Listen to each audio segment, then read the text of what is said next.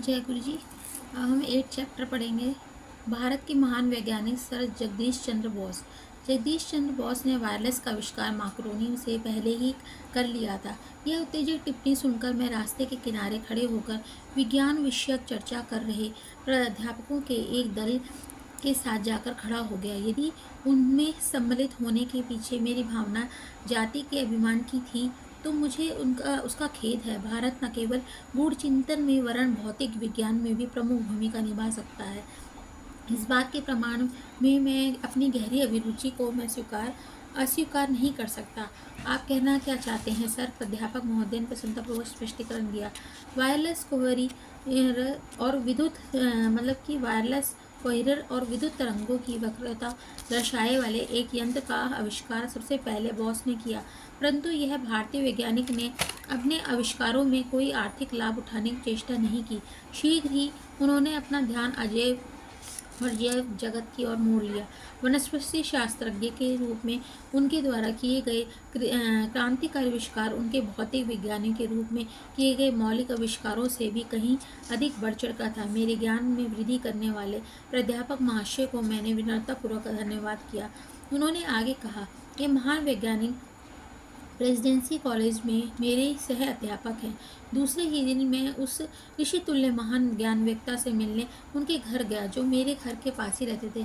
लंबे समय से मैं दूर ही उनके प्रति श्रद्धा भाव रखता आ रहा था। गंभीर, प्रशांत, एकांत प्रेमी वनस्पति शास्त्रज्ञ ने शिष्टापूर्वक मेरा स्वागत किया। उनकी आयु 50 से 60 वर्ष के बीच होगी।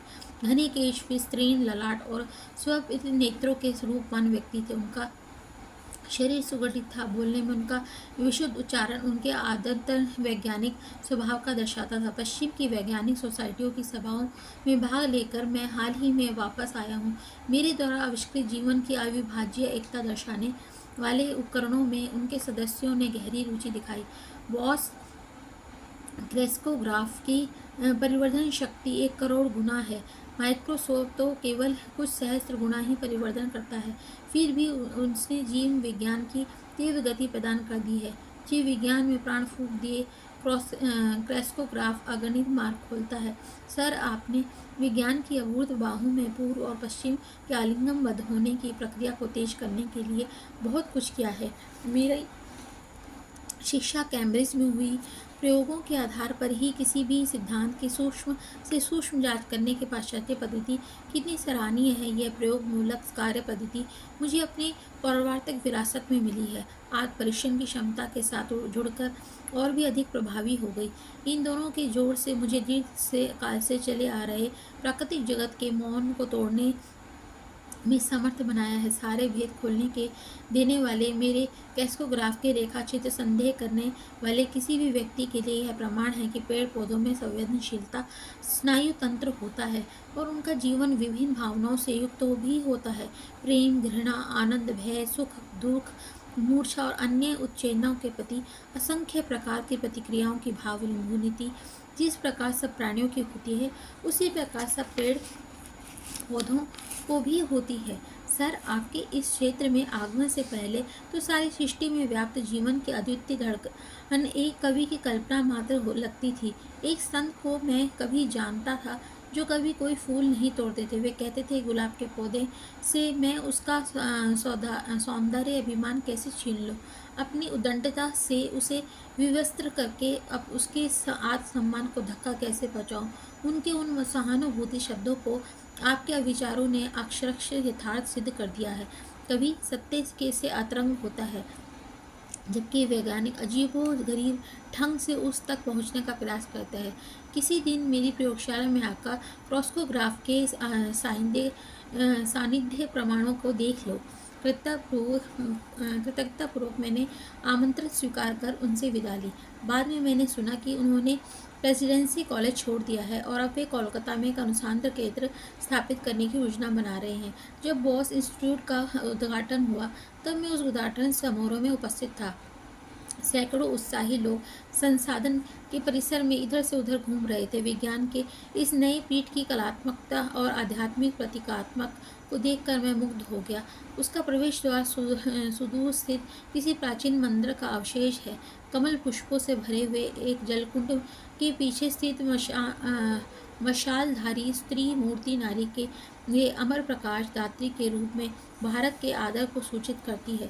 एक उद्यान के में अगोचर ब्रह्म को समर्पित एक छोटा सा मंदिर है। मंदिर में मूर्ति विहीन रिक्त स्थान ईश्वर की निराकरता को सूचित करता है। उस उद्घाटन के महान अवसर पर सर जगदीश्वर बोस का भाषण ऐसा लग रहा था कि मानो वह सीधे किसी अंत प्रेरित प्राचीन ऋषि के मुख से बोले गए कोई बोल हो। इस संस्था को मैं आज केवल एक प्रयोगशाला के रूप में नहीं वरन एक मंदिर के रूप में समर्पित करता हूँ। उनकी आदरणीय महानता खचाखच भरे सभागृह पर एक अदृश्य चादर समान छा गई। उन्होंने आगे कहा, अपनी खोज में मैं कब पदार्थ विज्ञान और प्रकृति विज्ञान के सीमा क्षेत्र से पहुंच गया, मुझे पता ही नहीं चला।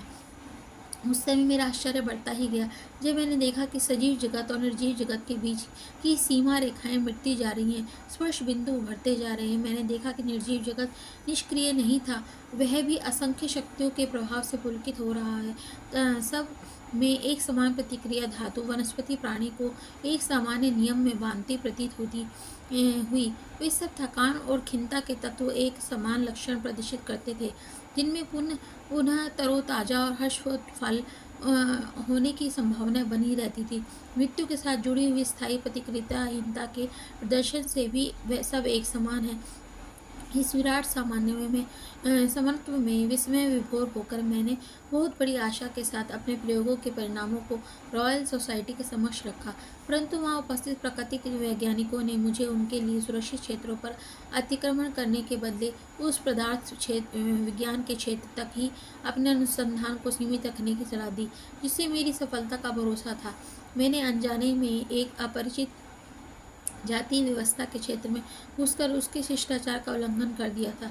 वहाँ अनजाने में एक धर्म शास्त्रीय पूर्वाग्रह में कार्यरत था, जो अज्ञान को भी धर्म के समान प्रशंसित मानता था। वह प्राय भुला दिया जाता है कि जिस पर सत्ता ने हमें चारों ओर से सृष्टि के इस नित्य बढ़ते ही जाते रहस्य में घेर रखा है, उसी ने प्रश्न करने और समझने की इच्छा भी हम में प्रतिष्ठित कर दी है। अनेक वर्षों तक लोगों की गलतफहमियों का शिकार बनते रहने में एक बात मेरी समझ में आ गई कि विज्ञान के उपासक का जीवन अनिवार्य रूप से अंत संघर्ष से भरा होता है। लाभ और हानि, सफलता विफलता को एक समान मानते हुए उसे अपना जीवन प्रेम और श्रद्धा युक्त अर्थ के रूप में अर्पण करना पड़ता है। कालांतर में विश्व की प्रमुख वैज्ञानिक सोसाइटियों ने मेरे सिद्धांतों और निष्कर्षों का स्वीकार करके विज्ञान में भारत के योगदान को मान्य दिया। जो कोई भी छोटा या सीमित हो वह क्या भारत के मन को कभी तृप्त कर सकता है। एक अखंड जीवन परंपरा और पुनर्यौवन प्राप्त करने के लिए जीवन प्रद शक्ति के द्वारा इस भूमि ने अगणित परिवर्तनों में बार बार अपना कायाकल्प किया है। भारत में सदा ही ऐसे लोग उत्पन्न होते आए हैं जिन्होंने समय में तत्कालिक और मोहक पुरस्कार को ठुकराकर जीवन के सर्वोच्च अभिष्टों को पाने का प्रयास किया है। अकर्मण्य परित्याग द्वारा नहीं वरन कर्मठ कठोर संघर्ष द्वारा। संघर्ष का अस्वीकार करने वाले दुर्बल के पास कुछ प्राप्त न कर पाने के कारण त्यागने के लिए कुछ भी नहीं होता। जिस संघर्ष पर विजय प्राप्त की है वो केवल वही संसार को अपनी विजय के अनुभव का फल प्रदान कर उसे समृद्ध कर सकता है। इस बोस प्रयोगशाला में जड़ पदार्थों की प्रतिक्रिया अब तक किए जा चुके कार्य से वनस्पति जीवन में अप्रत्याशित तथ्य सामने आ जाने से पदार्थ विज्ञान और प्रकृति विज्ञान, चिकित्सा, कृषि और यहाँ तक कि मनोविज्ञान के क्षेत्र में भी अनुसंधान के अत्यंत विस्तृत क्षेत्र खुल गए थे। जिन उलझनों के बारे में अब तक यह माना जाता था कि उन्हें सुलझाया नहीं जा सकता, वे भी सब प्रयोगात्मक अन्वेषण के कार्य क्षेत्र में आ गए थे, परंतु कठोर सटीकता के बिना उच्च सफलता नहीं मिल सकती। इसीलिए प्रत्येक कक्ष में अपने अपने केस में लग रखे गए थे। मेरे द्वारा आविष्कृत अति संवेदनशील उपकरणों और वैज्ञानिक यंत्रों की लंबी लंबी कतारें लगी हुई थी। वे दृश्यमान आभास के पीछे छिपे सत्य की के लिए आवश्यक दीर्घकालिक अनवरत प्रयत्न की तथा मानव की सीमित सामर्थ्य की परिसीमाओं को लांघने के लिए आवश्यक अविराम कठोर परिश्रम, लगन और उद्योगशीलता की गाथा सुनाते हैं। सभी आविष्कारक वैज्ञानिक जानते हैं कि वास्तविक प्रयोगशाला तो मन है, वहाँ वे माया के पर्दे के पीछे छिपे सत्य के नियमों को खोज निकालते हैं। यहाँ तो लेक्चर दिए जाते हैं कि किसी दूसरे से प्राप्त ज्ञान को की पुनरावृत्ति मात्र नहीं होंगे। उनके इन कक्षों में प्रथम बार सिद्ध किए गए नए आविष्कारों का ज्ञान दिया जाएगा। इस संस्था के कार्य विवरण के नियमित प्रकाशनों द्वारा भारत के योगदान समस्त विश्व में पहुँच जाएंगे और वे सार्वजनिक संपत्ति बन जाएंगे। कभी भी किसी भी बात का पेटेंट नहीं दिया जाएगा। हमारी राष्ट्रीय संस्कृति का सार ही यही है कि हमें ज्ञान का प्रयोग केवल अपने लाभ के लिए करने की सांस्कृतिक हीनता में सदैव दूर रहना चाहिए। मेरी ये इच्छा है कि इस संस्था की सुविधाएं जहाँ तक संभव हो सके सभी के देशों के अनुसंधानकर्ताओं के लिए उपलब्ध हों। इसमें मैं अपने देश की परंपराओं को आगे चलाने का प्रयास कर रहा हूँ। 25 शताब्दियों पूर्व भी भारत और नालंदा और तक्षशिला के अपने प्राचीन विश्वविद्यालयों में विश्व के सभी हिस्सों से आते छात्रों को ज्ञान प्राप्ति की सुविधा उपलब्ध कराता था। विज्ञान न तो पूर्व का है न तो पश्चिम का, बल्कि अपनी सार्वलौकिकता के कारण वह सभी देशों का है। परंतु फिर भी भारत इसमें महान योगदान देने के लिए विशेष रूप से योग्य है। भारतीय की ज्वलंत कल्पना शक्ति तो ऊपर परस्पर विरोधी लगने वाले तथ्यों की गुत्थों में से भी नया सूत्र निकाल ले सकती हैं, परंतु एकाग्रता की आदत ने इसे रोक रखा है। यह संयम मन की अनंत धीरज के साथ सत्य की खोज में लगाए रखने की शक्ति प्रदान करता है। उस महान वैज्ञानिक के उन अंतिम शब्दों को सुनकर मेरी आंखें छलछला उठी।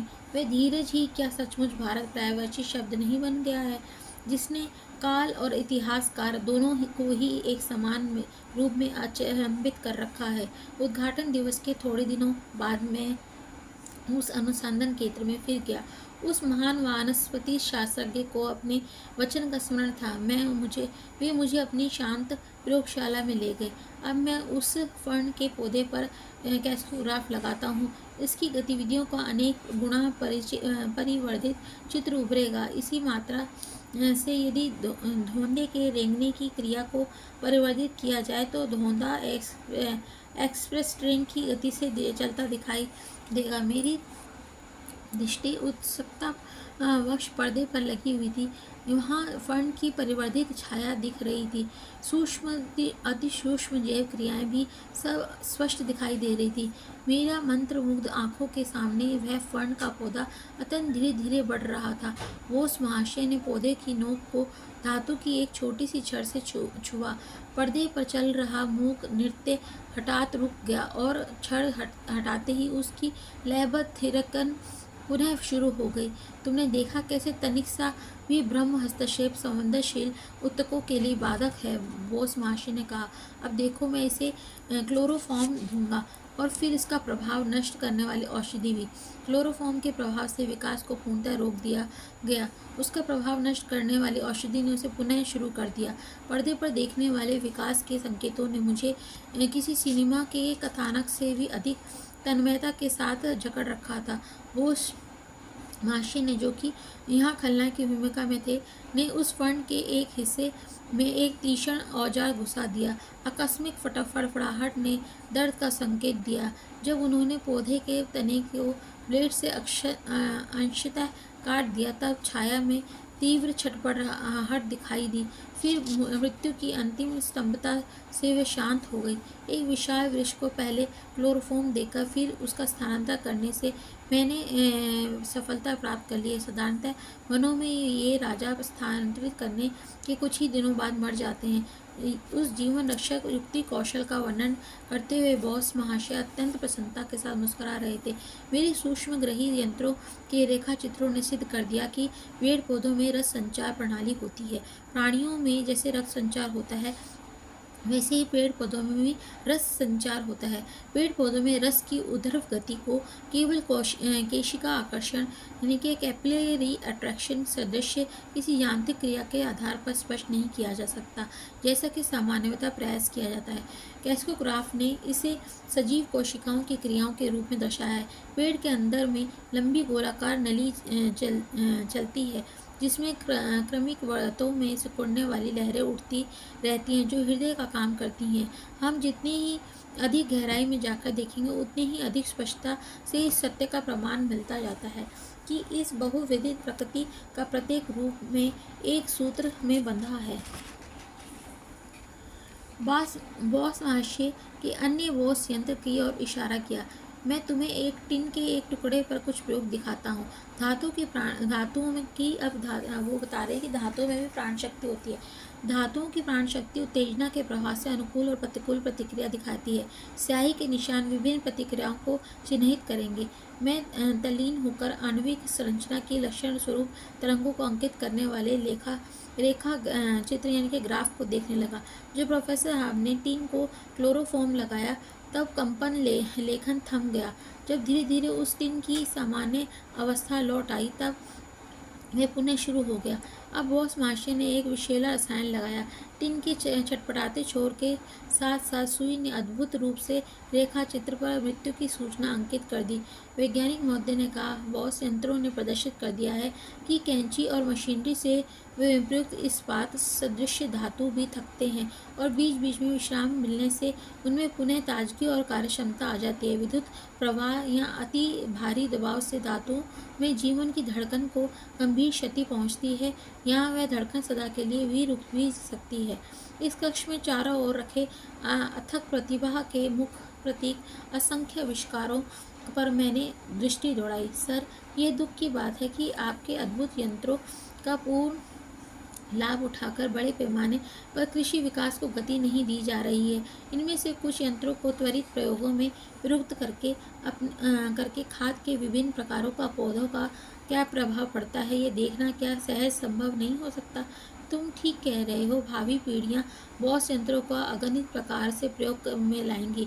वैज्ञानिक को उसके परिश्रम का तत्काल पुरस्कार कदाचित ही मिलता है। सृजनात्मक सेवा का आनंद ही उसके लिए प्राप्त है। यह अदब्य ऋषि के प्रति अपनी हार्दिक कृतज्ञता व्यक्त कर मैंने उनसे विदा ली। मैंने सोचा, उनकी अद्भुत प्रतिभा की विस्मयकारी उर्वरकता क्या किसी निःशेष हो सकती है? बढ़ते वर्षों के समय उनकी प्रतिभा में कोई कमी नहीं आई। रेजोनेंट कार्डियोग्राफी नामक एक जटिल यंत्र का आविष्कार करने के बाद बोस महाशय असंख्य भारतीय पेड़ पौधों के विस्तृत अनुसंधान में लग गए। किसी को कल्पना भी नहीं थी कि ऐसी ऐसी उपयुक्त औषधियों की एक विराट भेषज तालिका तैयार हो गई।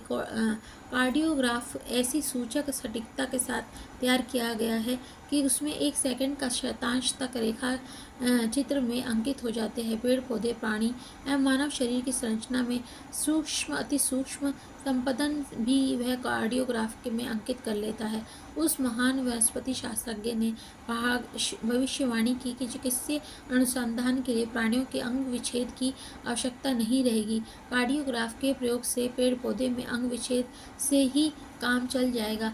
किसी औषधि के पौधे पर और प्राणी पर एक साथ किए गए प्रयोग के परिणामों में अंकन में से साफ पता चलता है कि उन दोनों पर उस औषधि का प्रभाव में आश्चर्यजनक समानता है। उन्होंने स्पष्ट किया, मनुष्य में जो कुछ भी इस समय उस सब का पूर्वाभास पेड़ पौधों में विद्यमान है। वनस्पति जगत पर प्रयोग प्राणियों और मानवों की यातना को कम करने में योगदान देंगे। कई वर्षों के बाद बोस महाशय ने पथ प्रदर्शक वनस्पति आविष्कारों की अन्य वैज्ञानिकों द्वारा पुष्टि की गई। कोलंबिया यूनिवर्सिटी ने में 1938 में किए गए शोध कार्यों की रिपोर्ट द न्यूयॉर्क टाइम्स में निम्नलिखित रूप से प्रकाशित हुई है। गत कतिपय वर्षों में यह निर्धारित हो चुका है कि जब मस्तिष्क और शरीर के अन्य हिस्सों की बीज तंत्रिकाएं नर्व संदेश वहन करती हैं, तब छोटी छोटी विद्युत तरंगें निर्मित होती हैं। उन विद्युत तरंगों का सूक्ष्मग्राही में मापा गया।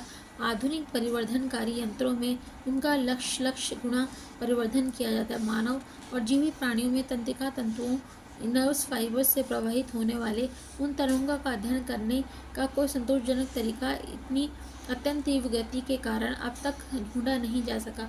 Doctor K.S. कॉल और डॉक्टर H.K. कर्टिस ने यह जानकारी दी है कि उन्होंने इस बात को खोज निकाला कि साधारणतः घरों में मछली पात्र में डाला जाने वाला जो मीठे पानी से जीने वाला पौधा होता है उसे नेटेला कहते हैं, और जिसमें एक लंबी कोशिका होती है। उसकी कोशिकाओं में और गिरता ही रहता मेरे कान में से निकल के। और आपने सुना है, अच्छा लगा है तो लाइक और कमेंट जरूर दीजिएगा, सब्सक्राइब भी कर दीजिएगा चैनल को। मैं कुछ टाइम बाद अपना व्हाट्सअप का नंबर भी शेयर करूँगी। अगर आपका कोई सत्संग हो तो आप ज़रूर बताइएगा कि वो हम अंत में शेयर करेंगे। अध्याय के हर अंत में हम एक सत्संग भी शेयर करा करेंगे। जय गुरु जी।